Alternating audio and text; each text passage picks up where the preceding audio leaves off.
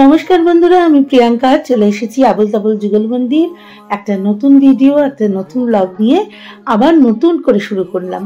যারা আমার পুরনো দর্শক সবাইকে জানাই আমার চ্যানেলে স্বাগতম। আপনারা কেমন আছেন বলুন। আমি এই মোটামুটি চলে যাচ্ছে।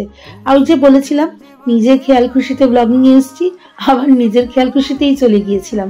এখন মেয়ের অ্যানুয়ালি পরীক্ষা শুরু হলো। আমার যেন অনেকটা হালকা বোধ হচ্ছে জানেন তো। মেয়ের ক্লাসটা বাড়ছে, সব দিক সামলাতে পারছিলাম না, তাই ভাবলাম যে ব্লগিংটা শুরু করি আবার। আপনারা নিশ্চয়ই আমার সঙ্গে থাকবেন, আমার দৃঢ় বিশ্বাস। এই যে দেখছেন একদম সকালে মেয়েকে স্কুলে পাঠিয়ে আমি শুরু করলাম আমার দিন। আজকে সোমবার, মা নেই জানেন তো, দুদিন ধরে মা গিয়েছে দিদির বাড়িতে কার্তিক পুজোয়। আর এদিকে মেয়েকে আনতে বেরোতে হবে তাড়াতাড়ি, তাই একেবারে সকাল সকাল রান্না বসিয়ে দিলাম। একদিকে ডাল বসিয়েছি, আরেকদিকে বসিয়েছি ভাত। তাড়াতাড়ি ঝটপট রান্নাটা কমপ্লিট করতে হবে, নাহলে মেয়েকে আনতে দেরি হয়ে যাবে। এদিকে চলুন কথা বলতে বলতে এই দেখুন সব রান্না করে ফেলেছি। ভাত হয়ে গিয়েছে, ডাল হয়ে গিয়েছে, ফুলকপির তরকারি হয়ে গেছে। তাড়াতাড়ি করে ঝটপট করে বেরিয়ে যাই, নাহলে দেরি হয়ে যাবে। চলুন। কেমন হলো এক্সাম? সবসময় তো এরম দেখাচ্ছিস। এক্সাম দিয়ে এসে এই খেতে বসেছে। সকালে ছাতু খেয়ে গিয়েছিল, এখন রুটি তরকারি খাচ্ছে। ঠিক আছে, কাজকর্ম এগোই। সব পরীক্ষা ভালো হয়েছে সবার বন্ধুদের? তোর কেমন হয়েছে? তোর কী মনে হচ্ছে? ভালো হয়েছে। ঠিক আছে, সবাই দেখতে পাবে রেজাল্টটা বেরোলে। বাড়ি চলে এলাম মেয়েকে নিয়ে। তো অনেক দিন পর আবার ব্লগ শুরু করেছি। একটু নিজেরই কিন্তু লাগছে, কেমন কেমন লাগছে। সব রকম পেরিয়ে আবার করতে পারবো ঠিকঠাকভাবে। অনেক দিন আমার বাড়িঘর, আমার খাটটার অবস্থা দেখুন। সকাল থেকে আমি মানে কোনো কিছু গোছানোর সময় পাইনি। আপনারা তো যা দেখলেন, আমি ফটাফট সমস্ত কাজকর্ম করে বেরিয়ে গেলাম। এখন ঘরদোরটা পরিষ্কার করব আর মেয়ের সাথে একটু গল্প করব। ঠিক আছে, সঙ্গে থাকুন।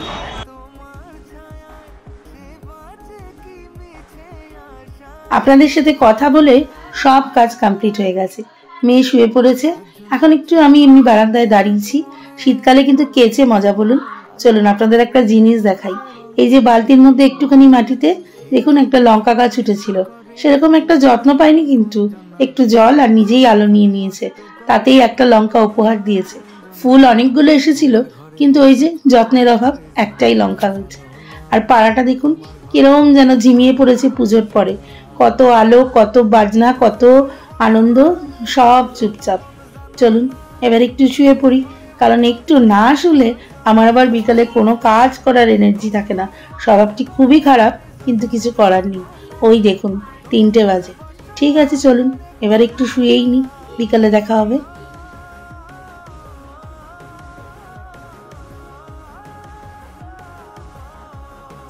শুভ সন্ধ্যে বন্ধুরা। চলে এসেছি, ঘুম থেকে উঠে পুজো দেওয়া কমপ্লিট। আর এই দেখুন দিওয়ালিতে যে টুনিগুলো লাগিয়েছিলাম সেগুলো এখনো খুলিনি। অনেকেই আছেন যারা টুনিগুলো খুলে রাখেন এবং পরের বছর আবার সেগুলোই ব্যবহার করেন, কিন্তু আমি কোনো দিন তা পারি না, কারণ আমি খুলিই না। যতক্ষণ না খারাপ হচ্ছে এগুলো জ্বলতেই থাকে। চলুন সন্ধ্যের রান্নার তোড়জোড় করি। কি করব বুঝতে পারছি না। আসলে আজকে গন্ডগোলটা আমিই করেছি। আমি ভেবেছি আজকে মঙ্গলবার, তাই পুরোই নিরামিষ আয়োজন করেছিলাম। এদিকে মেয়ে ঘুম থেকে উঠে বলল তার ভীষণ গা গুলোচ্ছে, বমি বমি লাগছে। তাই ভাবলাম তার রান্নাটা আগে বসাই। একটাই আলু সেদ্ধ বসিয়ে দিলাম। আলু সেদ্ধ, ভাত, একটু সর্ষের তেল দিয়ে বা মাখন দিয়ে সে খেয়ে নেবে। আর আমি নিজের জন্য কি করব ভেবে আগে ভাবলাম একটুখানি আগে আলু কাটি, কারণ আমার আর বিরিয়ানির রান্না, মা তো নেই। তো আলুটা কেটে ভাবলাম কি করব না, ভাবলাম দুটো ডিমের ঝোলই করে ফেলি। এই যে ডিমটা ধুয়ে আলুর মধ্যেই দিয়ে দিই, একেবারে সেদ্ধ হয়ে যাবে। দাঁড়ান কলটা বন্ধ করে নিই, করে ডিমটা দিয়ে দিই। এই দেখুন আমি সবসময় ডিম ধুয়েই সেদ্ধ করি। এই যে এবার আলুর মধ্যে দিয়ে দিলাম, একেবারে সেদ্ধ হয়ে যাবে, তাহলে ঝামেলাটা মিটে গেল। একদিকে ডিম সেদ্ধ হয়ে এসেছে, আর এদিকে মেয়ের জন্য ভাতটাও বসিয়ে দিলাম। একবারে ওকে খেতে দিয়ে দিই। ও 8টা সাড়ে 8টার মধ্যেই রোজ ডিনারটা করে নেয়। এই যে আলু মাখা, আলু কিন্তু আমার মেয়ে কাউকে মাখতে দেয় না। ওর আলু ও নিজে মেখে খায়। আমাকেও অ্যালাউ করে না, ওর নাকি ভালো লাগে না কেউ মেখে দিলে। তো যাই হোক, একটু বললো বাটার দিয়েই খাবো, তো বাটারটা দিয়ে দিই ভাতে চেপে, তাহলে ফ্রিজ থেকে আনা তো শক্ত হয়ে আছে, গরম ভাতে দিলে ওটা এক্ষুনি গলে যাবে। চলুন মেয়েকে খাবারটা দিয়ে দিই। আমার মেয়েটা কিন্তু ভীষণ লক্ষ্মী, যা দেবো সোনামুখ করে খেয়ে নেবে।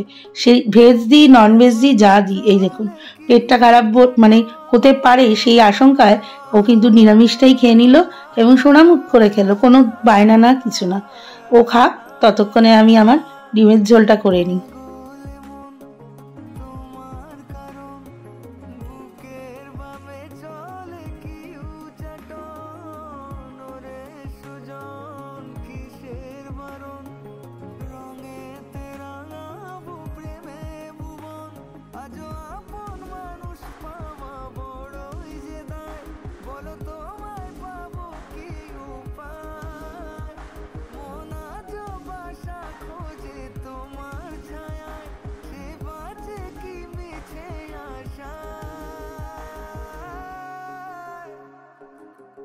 একজনে ছবি আঁকে এক মনে ওই মন, আরেকজনে বসে বসে রং মাখে ওই মন, সেই ছবি খানো। জানেন, আমি যে স্কুলে পড়তাম তার বাইরে ছোট ছোট অনেকগুলো খাবার দোকান ছিল, যেখানে মাছের ঝোল ভাত, ডিমের ঝোল ভাত এগুলো রান্না হতো এবং তারা চেঁচিয়ে চেঁচিয়ে ডাকতেন মাছের ঝোল ভাত, ডিমের ঝোল ভাত।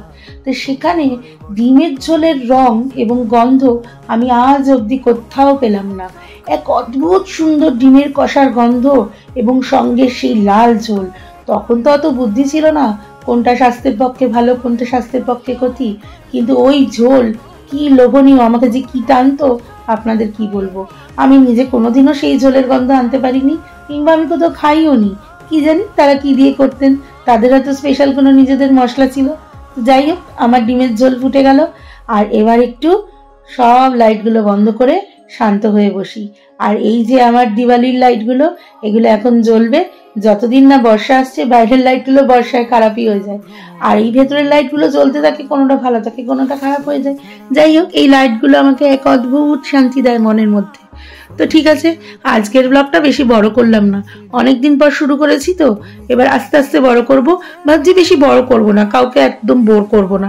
তো সবাই সুস্থ থাকুন, ভালো থাকুন, সঙ্গে থাকুন আর দেখতে থাকুন। টাটা।